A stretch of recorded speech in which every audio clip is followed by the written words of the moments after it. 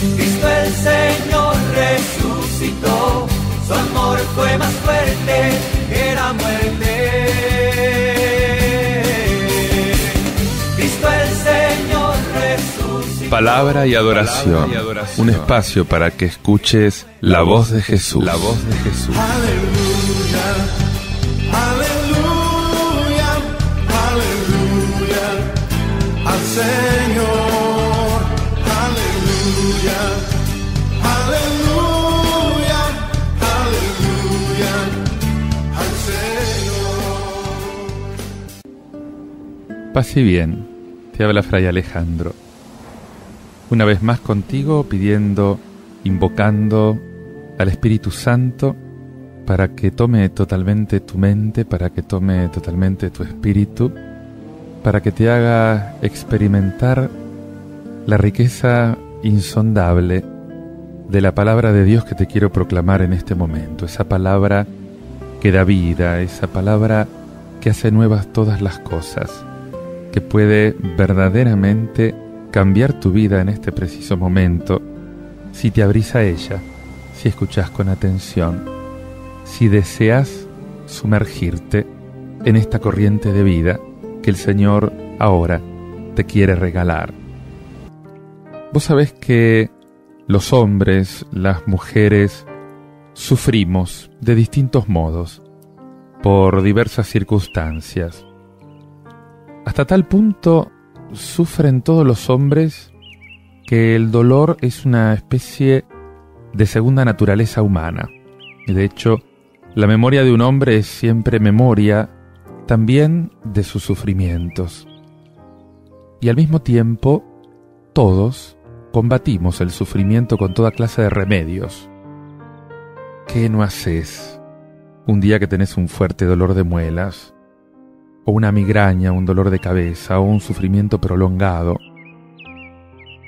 Fíjate que la vida humana parece ser un intento trágico de suprimir, o al menos de alejar el sufrimiento. Sufrir por sufrir es absurdo, es escandaloso. El sufrimiento tiene que ser combatido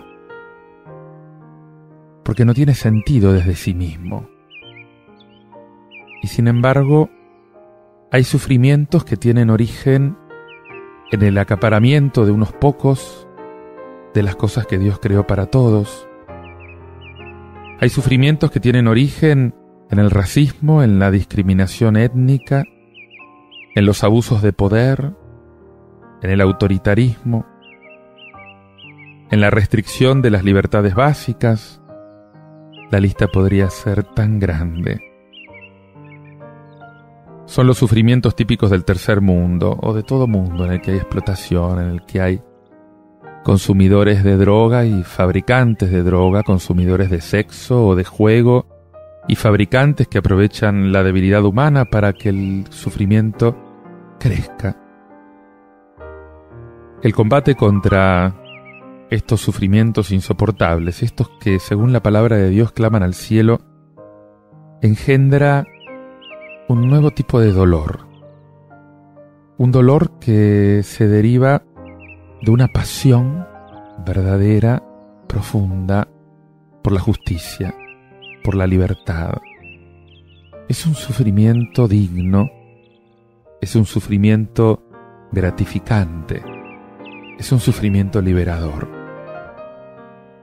En muchas ocasiones no se analiza el sufrimiento concreto, el sufrimiento injusto de una persona, de un pueblo, de algunos grupos sociales. A veces se toman pretextos, algo así como que el sufrimiento es parte de la vida, que todos tienen que sufrir, que Cristo también sufrió. Y entonces el dolor se lo abstrae, se lo desplaza. Surgen las ideologías que muchas veces justifican la injusticia. Yo te quiero hablar hoy del sufrimiento. Quiero que la palabra de Dios ilumine la realidad de tus sufrimientos. Quiero que puedas contemplar el misterio del dolor a la luz de la resurrección de Jesús.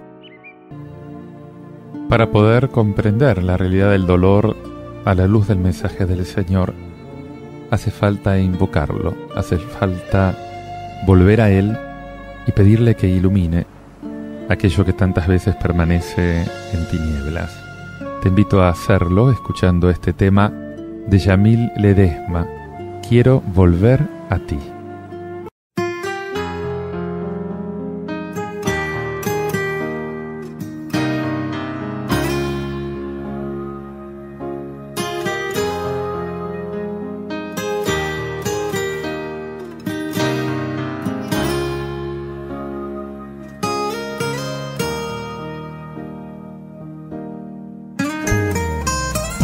Como un ave sin destino, cantando en su sonido, que desea regresar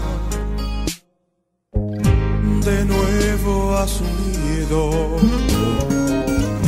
Como un pez sobre la tierra, se acorta su respiración, anhelando volver al oleaje que un día abandonó. Como árbol replantado en el desierto se disipa su verdor, anhelando saciar su sed un poco con la lluvia que lo cubrió. Yo quiero volver a ti, ser abrazado por tu espíritu, Señor, llorar a solas recostado de tu pecho, envuelto en lágrimas de adoración. Yo quiero volver a ti, sentir el fuego que restaura mi interior, danzar tocado y guiado por tu espíritu, siendo vestido por el poder de la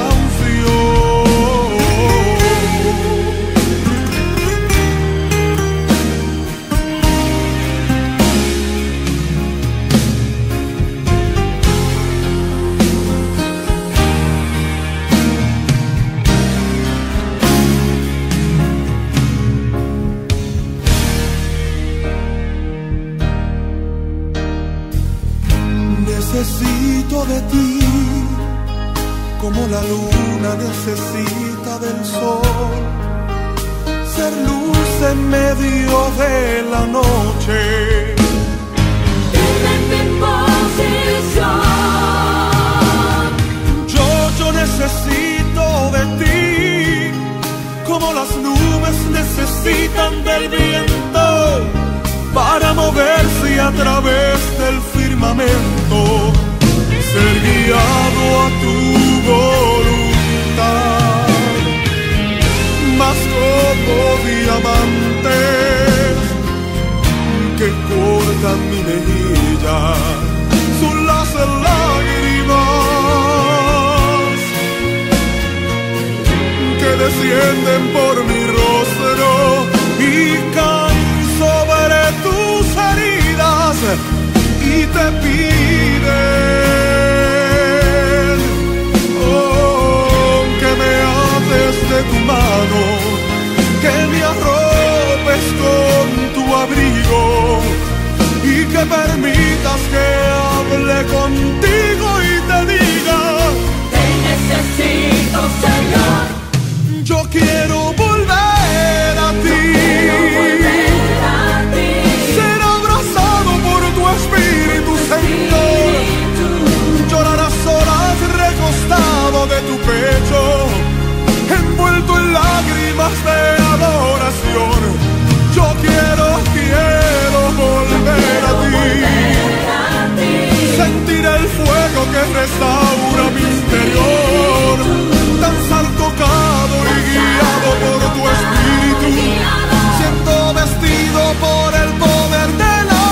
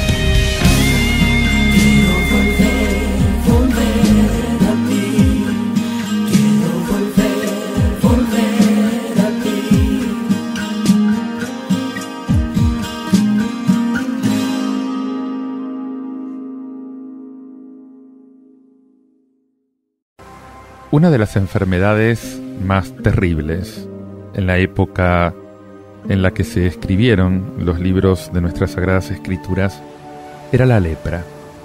La lepra que marginaba totalmente al enfermo de la comunidad. La lepra que era una especie de muerte en vida. Sabés que la ley sacerdotal defiende a la comunidad contra la lepra y contra enfermedades contagiosas similares. Las considera impureza ritual. Aquel enfermo tiene que apartarse totalmente de la comunidad y por eso el sacerdote es el que dictamina sobre la segregación. Es el que descubre la enfermedad y es el que rehabilita al enfermo cuando está curado. Y el segregado es obligado a hacerse notar para que nadie se contagie. Justamente esto es lo que defiende a la comunidad. ¿Y qué pasa con la persona del enfermo? Hay otra página de la Biblia que va a mostrar que Dios se acuerda del enfermo. Escucha lo que dice el libro del Levítico en el capítulo 13.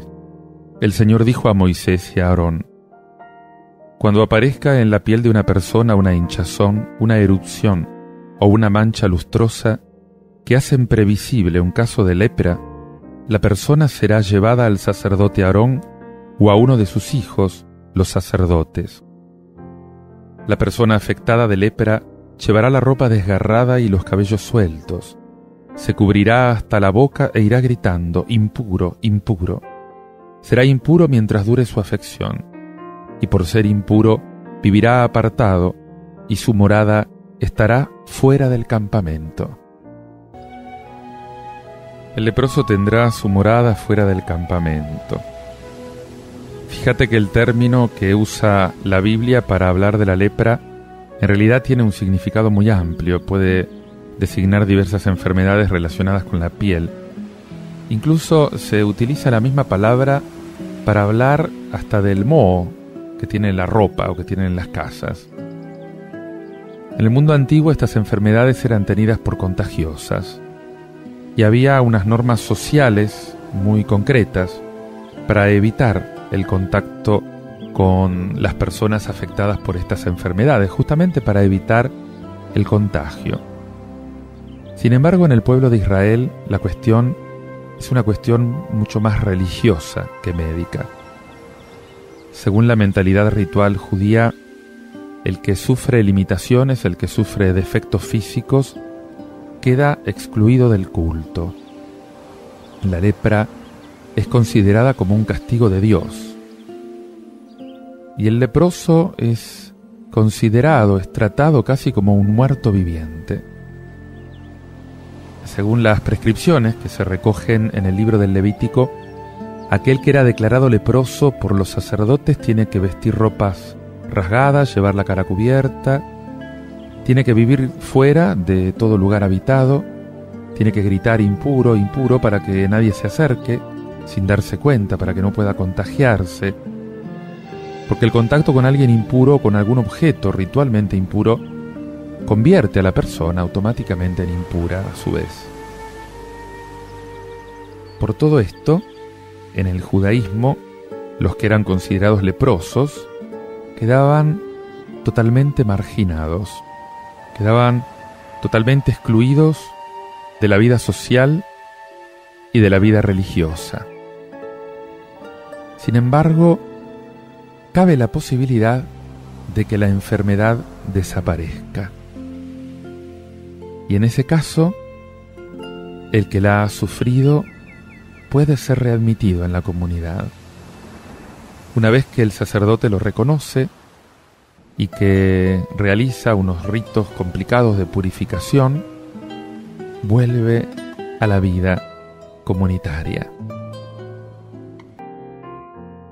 La gracia del Señor tantas veces se manifiesta en nuestra rehabilitación, en nuestra sanidad, en nuestra curación, a veces de un modo casi inmediato, milagroso.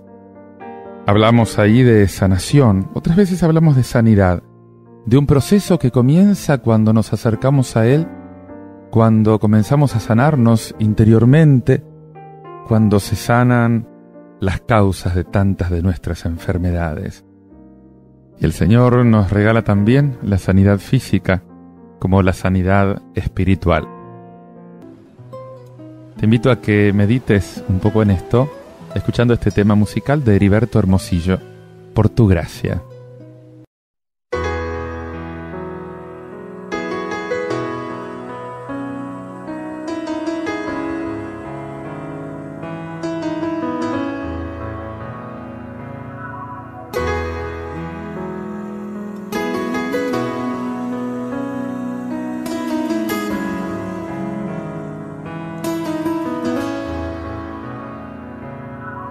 No me gloriaré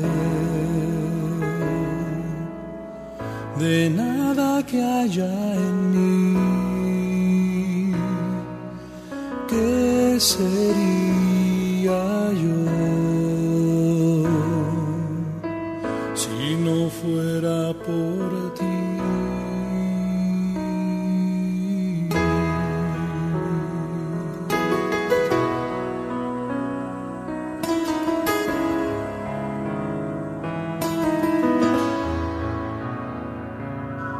Nada hice yo por buscarte a ti, grande Señor, tu amor por mí. Por tu gracia soy lo que soy, solo por tu bondad y tu poder en mi debilidad.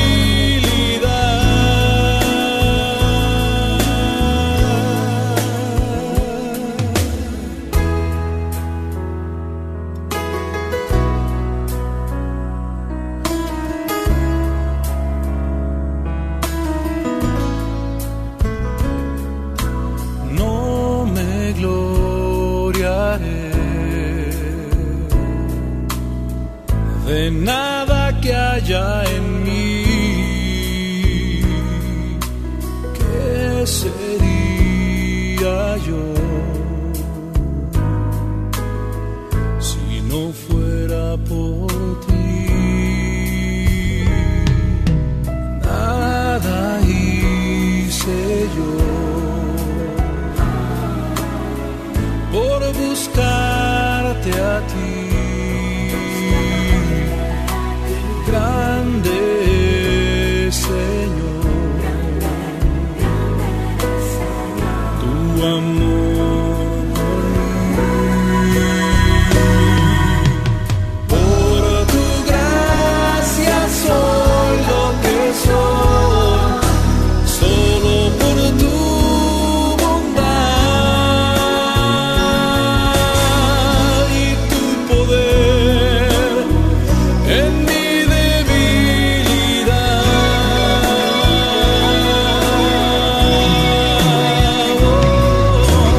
Por tu gracia soy lo que soy, todo por tu bondad.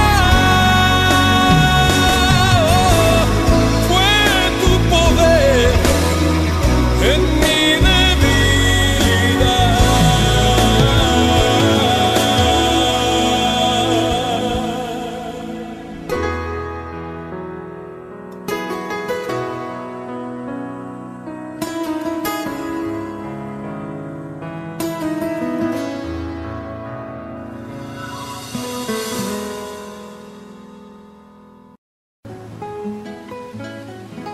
Te invito a orar conmigo con el Salmo 31. Feliz el que ha sido absuelto de su pecado, liberado de su falta.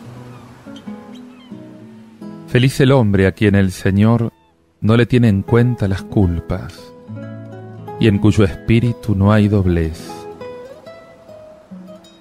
Pero yo reconocí mi pecado, no te escondí mi culpa. Pensando, confesaré mis faltas al Señor. y tú perdonaste mi culpa y mi pecado.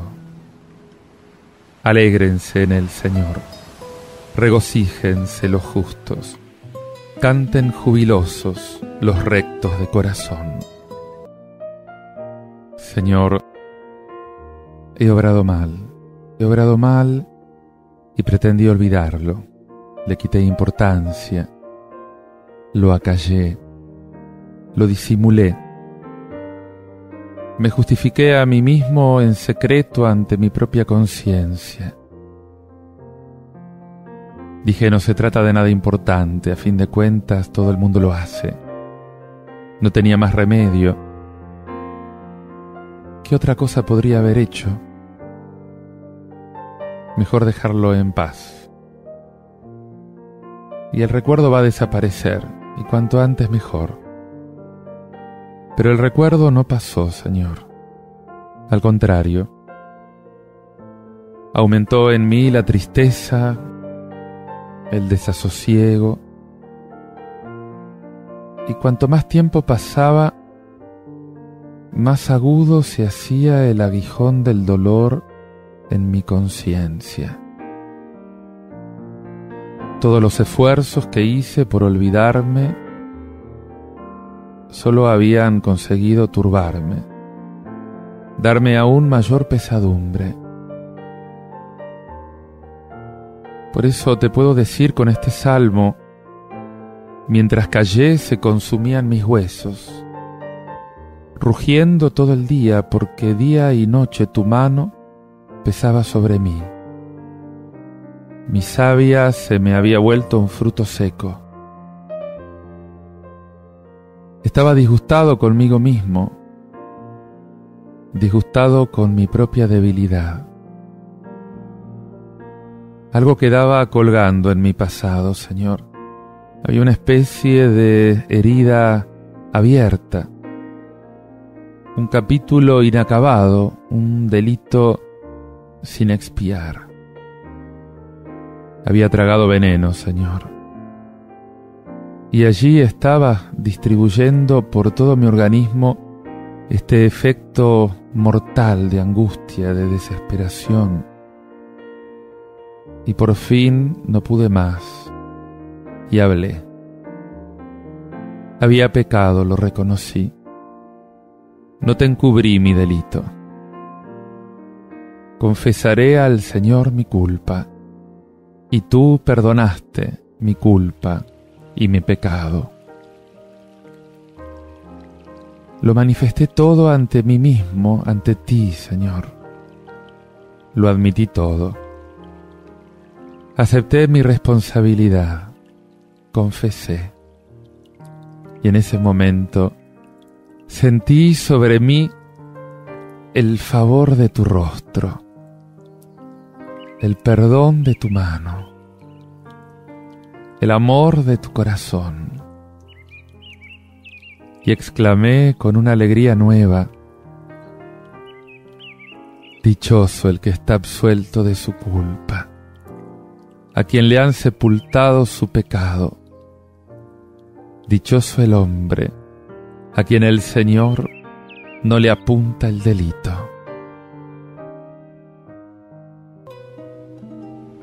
Dame la gracia de ser transparente, Señor. Transparente contigo y transparente conmigo mismo. Quiero ser transparente con todos aquellos con quienes trato. No tener nada que esconder, nada que disimular, nada que disfrazar en mi conducta, en mis pensamientos.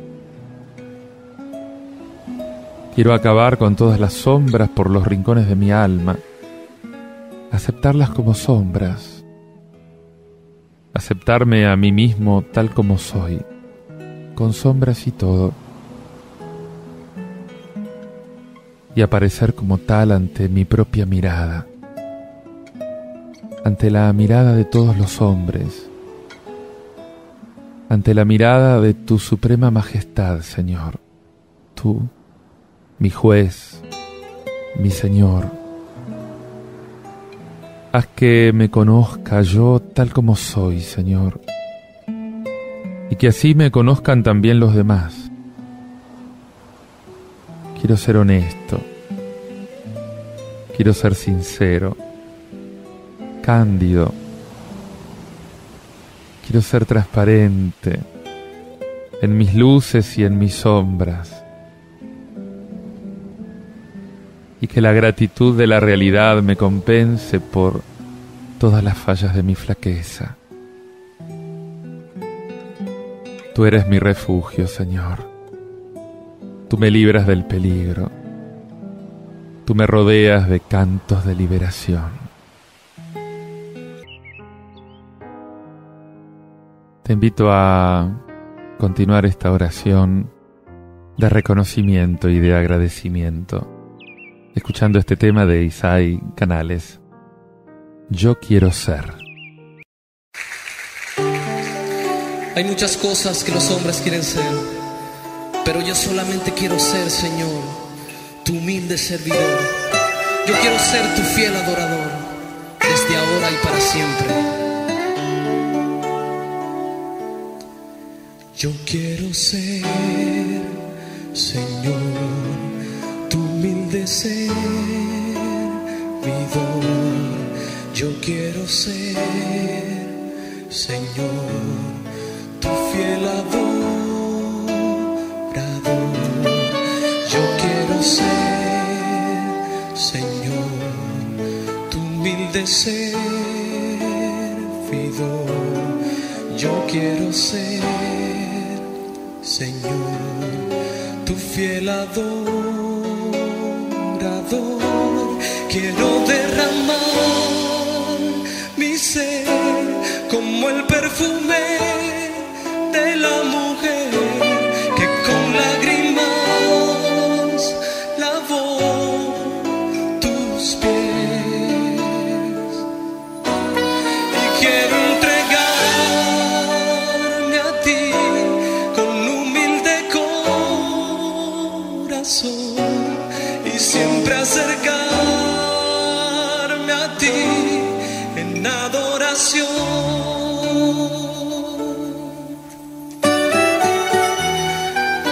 Concédeme, Señor, esta petición en esta noche.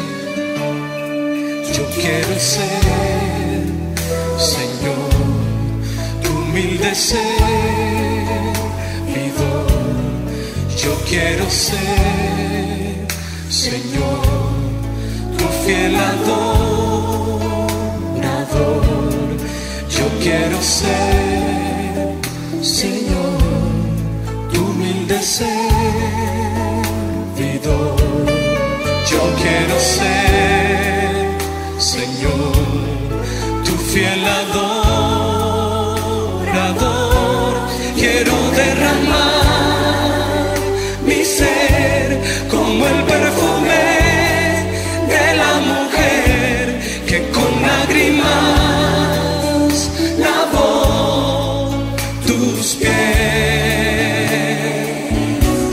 Y quiero entregarme a ti con humilde corazón y siempre acercarme a ti en adoración.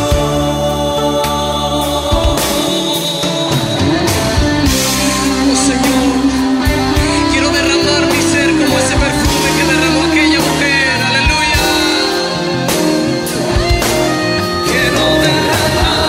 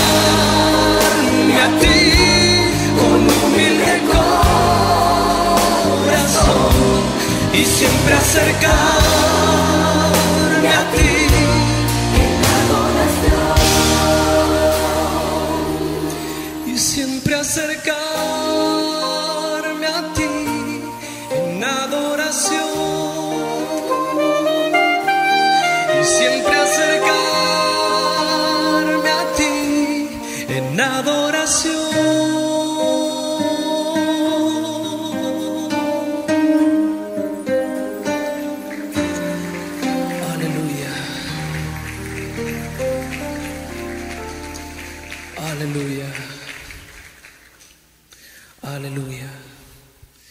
Oh Señor, gracias por tu presencia. Te invito ahora a que escuches un texto de la primera carta del apóstol San Pablo a los cristianos de Corinto, en el capítulo 10, del 31 al 11:1, en el que justamente Pablo se presenta como ejemplo y les dice que sigan su ejemplo como él sigue el ejemplo de Cristo. ¿Sabes que un cristiano no presenta como tal un modo específico de vida? Ni español, ni americano, ni romano, ni occidental, ni oriental. El cristiano tiene que ser un siervo de todos. Y el Evangelio justamente es una buena noticia de la que ni el oriente, ni el occidente, ni el norte, ni el sur tienen el monopolio de traducción, ni de edición, ni de difusión. El Evangelio es de Jesús. Y cada uno de nosotros en nuestra propia cultura, en nuestra propia latitud, queremos vivirlo, experimentarlo, difundirlo. Escucha lo que dice Pablo. Hermanos, sea que ustedes coman, sea que beban, o cualquier otra cosa que hagan, háganlo todo para la gloria de Dios. No sean motivo de escándalo, ni para los judíos, ni para los paganos, ni tampoco para la iglesia de Dios. Hagan como yo, que me esfuerzo por complacer a todos en todas las cosas, no buscando mi interés personal, sino el del mayor número para que puedan salvarse. Sigan mi ejemplo, así como yo sigo el ejemplo de Cristo. ¿Sabes que uno de los muchos problemas que planteaban los primeros cristianos en la iglesia de Corinto consistía justamente en saber si podían comer carne de los animales sacrificados a los ídolos? Y Pablo sabe que la conciencia del creyente es libre, que ni comida ni bebida alguna pueden afectar la fe cristiana. Pero su respuesta queda muy matizada. Igual que en temas parecidos, la actitud de Pablo se puede resumir en un principio, que lo encontrás en 1 Corintios 10:23. Todo está permitido, pero no todo es conveniente. O sea, la libertad del cristiano es total, también en los temas relacionados con la alimentación. Pero por encima de la propia libertad está el amor a los hermanos. Y si una determinada acción de un creyente puede poner en peligro la fe de otro, tiene que ser evitada. El cristiano tiene que estar atento para no ser nunca un obstáculo u un escándalo, o sea, algo que haga tropezar al otro.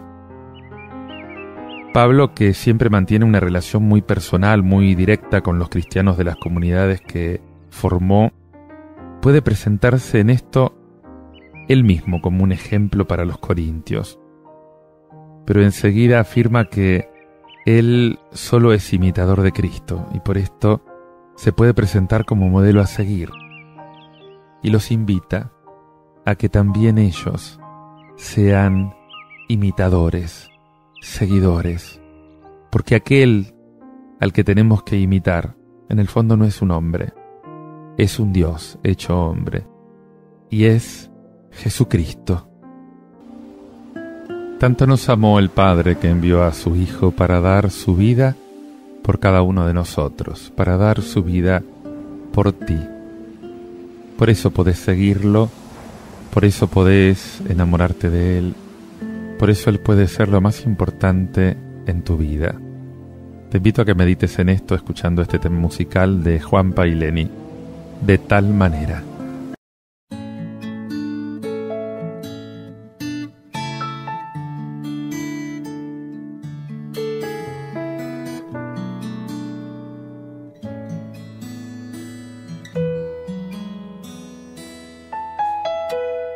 ¿Cómo podría el hombre pagar el inmenso amor que Dios le da?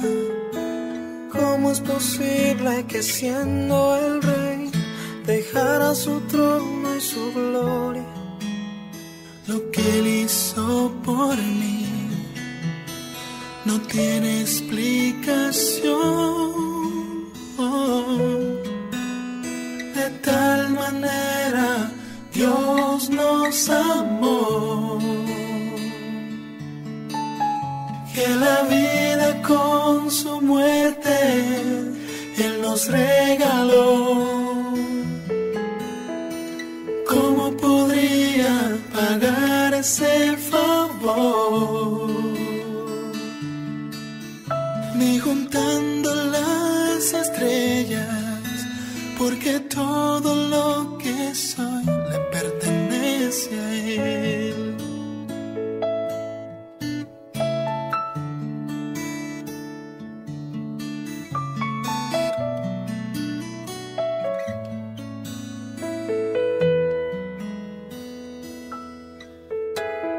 No imaginaba poder recibir tanto amor solo para mí. Cuán gran favor al venir a nacer, compartió con nosotros su gloria. Lo que Él hizo por mí no tiene explicación.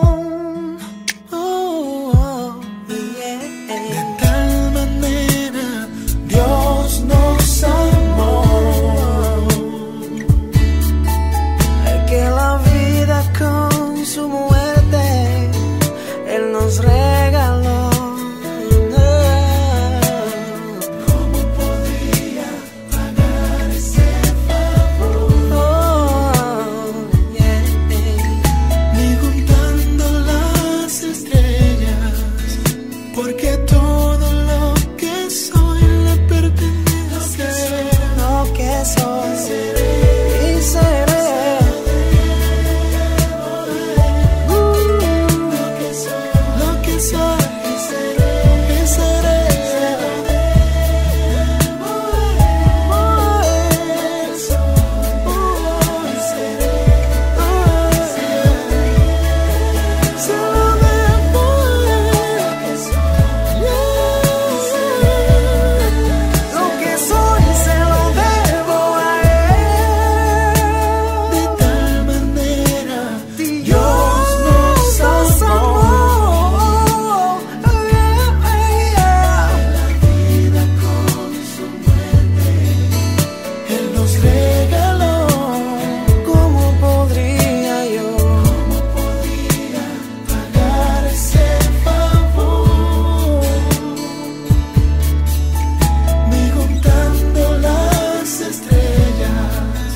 Porque todo lo que soy le pertenece.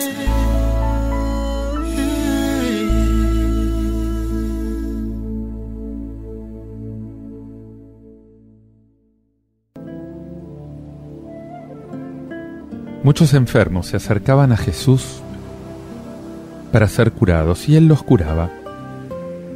Pero hay un encargo insistente que Jesús le hace a los enfermos curados, y es el de no divulgar la curación, sobre todo debido a este esfuerzo que Él hacía por evitar el culto a la personalidad, por evitar el triunfalismo. El bien no hace ruido, y el ruido no hace bien. Escucha el texto en el Evangelio de Marcos, capítulo 1, versículos del 40 al 45. Se le acercó un leproso a Jesús para pedirle ayuda y cayendo de rodillas le dijo: «Si quieres, puedes purificarme». Jesús, conmovido, extendió la mano y lo tocó diciendo: «Lo quiero, queda purificado». Enseguida la lepra desapareció y quedó purificado. Jesús lo despidió advirtiéndole severamente: «No le digas nada a nadie, pero ve a presentarte al sacerdote y entrega por tu purificación la ofrenda que ordenó Moisés, para que le sirva de testimonio». Sin embargo, apenas se fue, empezó a proclamarlo por todo el mundo, divulgando lo sucedido, de tal manera que Jesús ya no podía entrar públicamente en ninguna ciudad, sino que debía quedarse afuera en lugares desiertos, y acudían a Él de todas partes. La lepra desapareció y quedó purificado. Ese leproso, movido por su confianza, se atreve a transgredir la prohibición que tenía de acercarse a la gente. Y se aproxima a Jesús, incluso se arrodilla a sus pies. La primera reacción de Jesús es de compadecerse. Y enseguida, y como respuesta a la petición del leproso, le extiende la mano, lo toca, le expresa su voluntad de curarlo.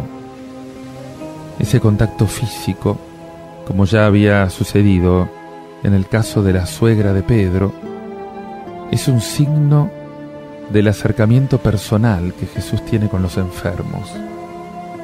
Ese contacto físico con el leproso muestra que a Jesús no le preocupa ser considerado él mismo impuro, y supera todas esas normas rituales estrictas que tenía el pueblo de Israel. En definitiva, lo que se transmite no es la supuesta impureza del leproso a Jesús. Lo que se transmite es la vida de Jesús al leproso. Y después de haberlo curado, Jesús despide al leproso con dos órdenes muy severas. La primera consiste en no decir nada a nadie. Una petición que no deja de ser sorprendente. Jesús quiere esconder su identidad, quiere esconder su poder divino. Eso aparece mucho en el Evangelio de Marcos. Y la otra petición es la de presentarse a los sacerdotes, que parece hecha en beneficio del leproso curado, justamente porque así va a cumplir lo prescrito en el libro del Levítico. Va a ser declarado puro, va a poder reinsertarse en la vida social, especialmente en la vida ritual. Sin embargo, el curado se convierte en el anunciador, se convierte en una proclama pública de su curación. Parece como si la fuerza de la presencia de Dios en Jesús fuera mucho más poderosa que esa voluntad de Jesús de frenar la difusión. Y una vez más podés constatar el gran eco que Jesús logra entre la gente, que ahora acude a Él de todas partes. Siempre se dijo que los cristianos somos gente de orden, buenas personas, obedientes a las leyes. Aunque esto no tendría que ser exclusivo de los cristianos, tendría que ser propio de todos. Las leyes, según una definición conocida, son ordenamientos racionales, hechos a favor del bien común, justamente por aquellos que tienen la responsabilidad de gobernar una comunidad. Y cuando las leyes están mal hechas, o el gobernante de turno abusa de poder, los ciudadanos, sean cristianos o no sean cristianos, tienen derecho a quejarse, tienen derecho a la objeción de conciencia. Es verdad que Jesús no quiere abolir la ley, pero Él aprecia tanto las leyes dadas en el Antiguo Testamento que incluso las modifica, las hace más exigentes, las hace más acordes con la voluntad de Dios. Recordá, por ejemplo, aquella sección del Sermón de la Montaña en la que Él repite: saben que se dijo a los antiguos, pero yo les digo. Y además, Él introduce otro factor de discernimiento cuando dos leyes entran en conflicto. Ese caso tantas veces repetido en el que la ley del amor a los demás pasa por encima incluso, por ejemplo, de la sacrosanta ley del descanso sabático. ¿Cuántas veces Jesús aparentemente violó el sábado porque lo dijo claramente: el hombre es más importante que el sábado? Y aparecen las transgresiones de Jesús. ¡Oh! Jesús, un transgresor. ¿Pero qué está diciendo? Y sí. Y justamente en este evangelio encontramos ejemplos de esta manera de reaccionar de Jesús, que sin duda nos quieren invitar a hacer de nosotros otro tanto en todos esos casos complicados que a veces nos presenta la vida. Había una ley que obligaba a los leprosos a mantenerse lejos de las personas sanas.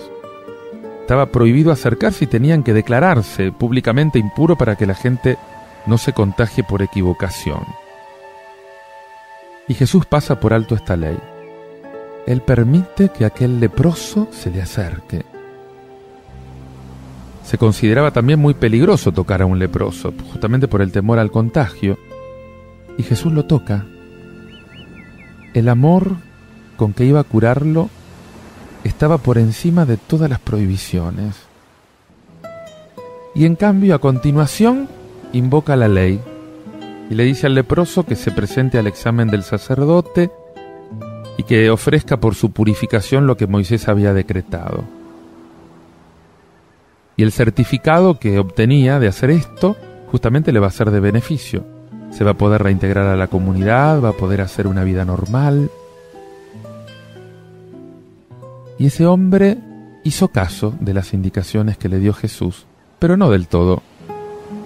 Porque Jesús también le ordenó que no dijera nada a nadie, y él empezó a proclamarlo a todo el mundo, justamente porque estaba agradecido. Uno puede pensar, pero este Jesús, ¿cómo se iba a imaginar que le iba a hacer caso? Un hombre curado de lo peor que podía pasar en aquella época, la lepra, curado instantáneamente, se iba a quedar callado.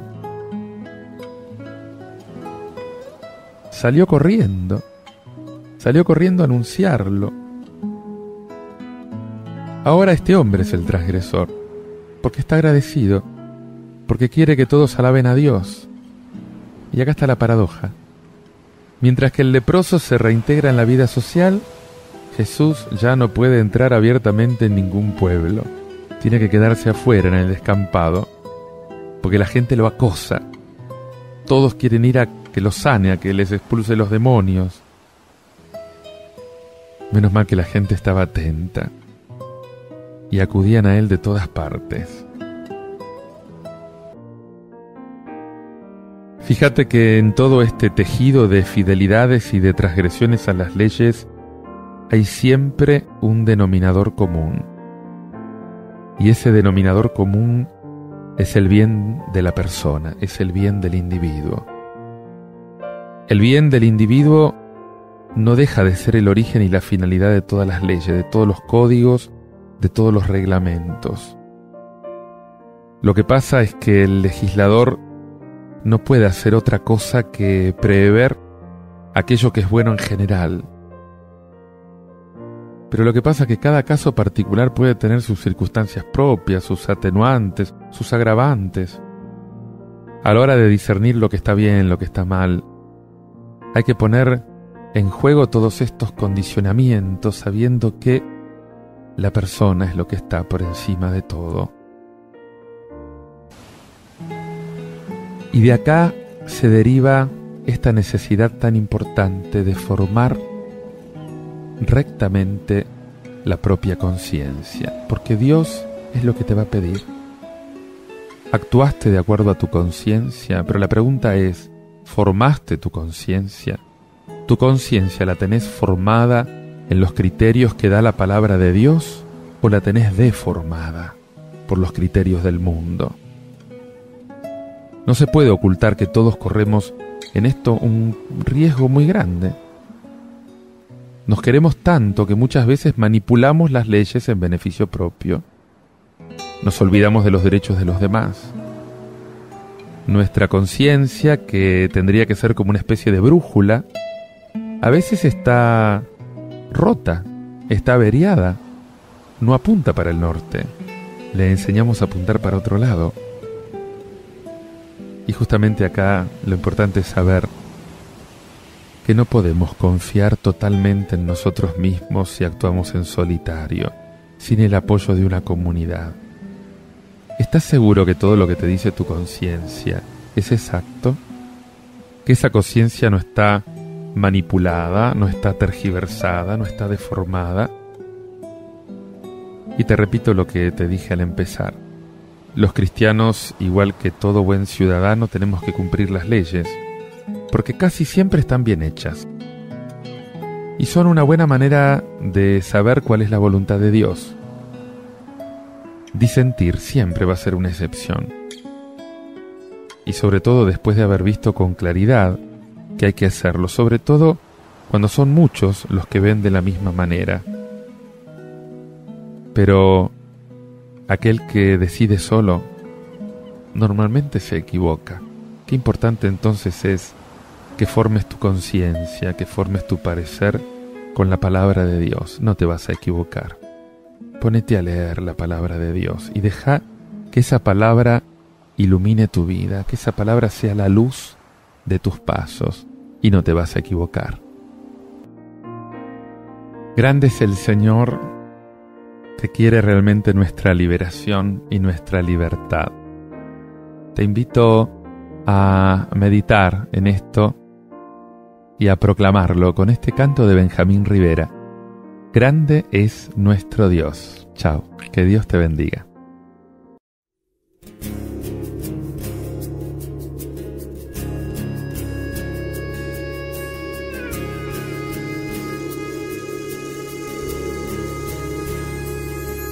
De gloria y esplendor se viste nuestro Dios, le adore la creación, le adore la creación, se cubre en la luz y la oscuridad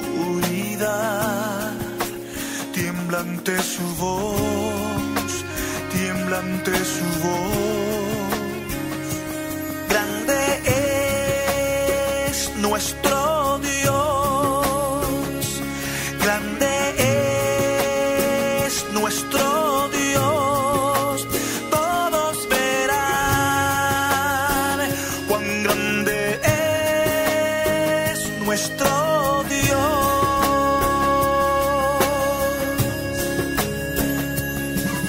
Desde la eternidad hasta la eternidad, principio y final, principio y final. Bendita Trinidad, Padre y Majestad, Cordero y León, Cordero y León. Grande es nuestro Dios, grande es nuestro Dios. Todos verán cuán grande es nuestro Dios.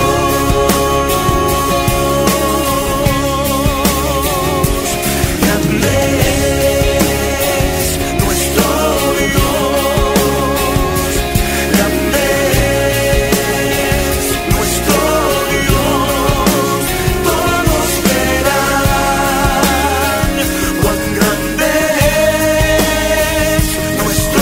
Dios, grande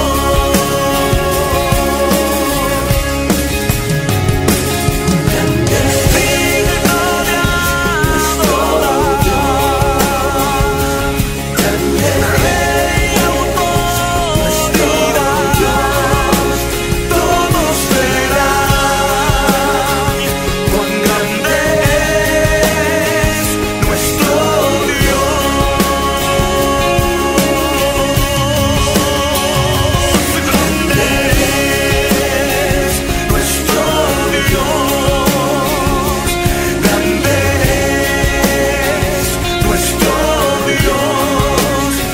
Todos verán cuán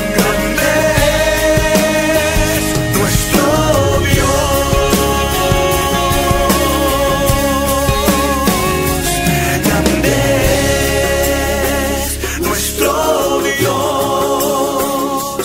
Grande es nuestro Dios.